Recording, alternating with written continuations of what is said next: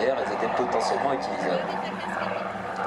L'escadrille du Rodé-Guébel est rentrée donc avec ses chasseurs, donnés par Staline lui-même.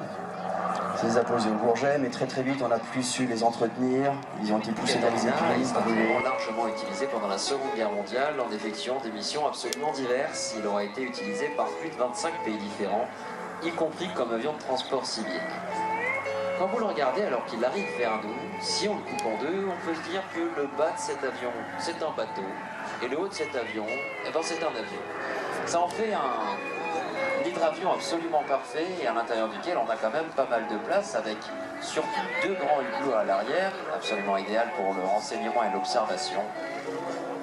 Et quand on est à bord de cet avion, on a vraiment l'impression d'être dans un bateau.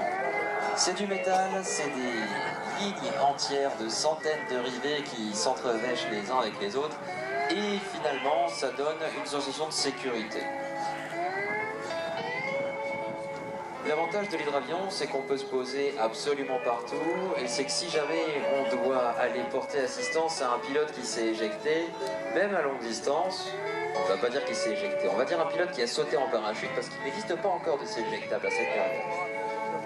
Si jamais on va chercher un pilote en détresse, on peut se poser et on peut l'accoster, le récupérer. Il est sorti sous son parachute et finalement il a atterri dans l'eau et pour aller le secourir, c'est l'équipage du Catalina qui était le chercher.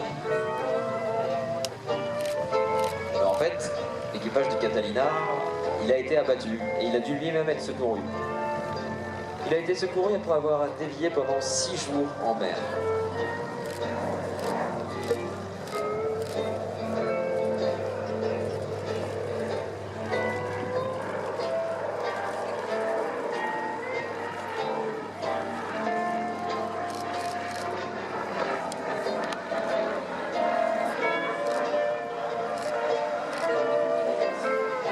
Nous sommes le 7 décembre 1941, il est 7h48 du matin, et ce matin, le célèbre discours A Date Which Will Live in Infamy de Roosevelt, les États-Unis ne peuvent pas laisser cet assaut sans conséquence.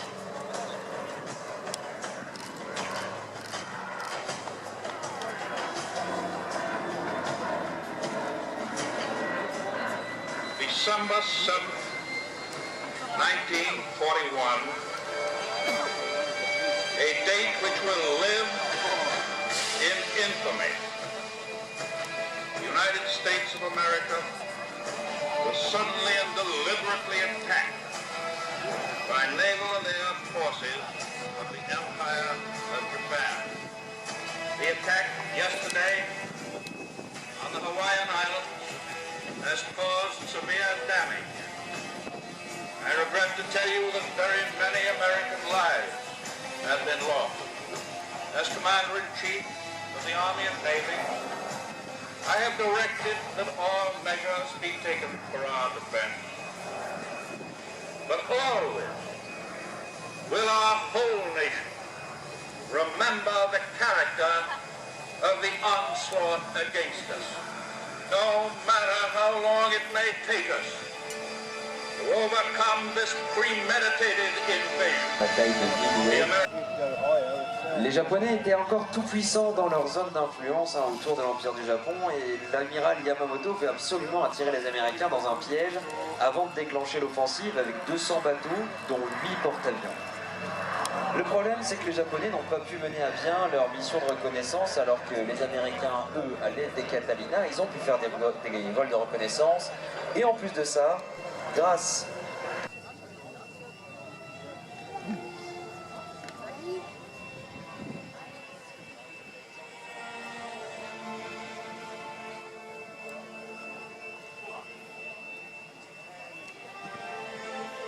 alors que le Catalina, lui, termine sa mission de reconnaissance, on va pouvoir aller faire développer tous les clichés que l'on a pris et établir un véritable plan de bataille pour utiliser nos 3 principaux avantages dans cette bataille du Pacifique. Et j'ai noté le B-25 Mitchell, le P-38 et enfin le F-4 Corsair. Et justement, ces 3 avions, ils se présentent ici à Melun.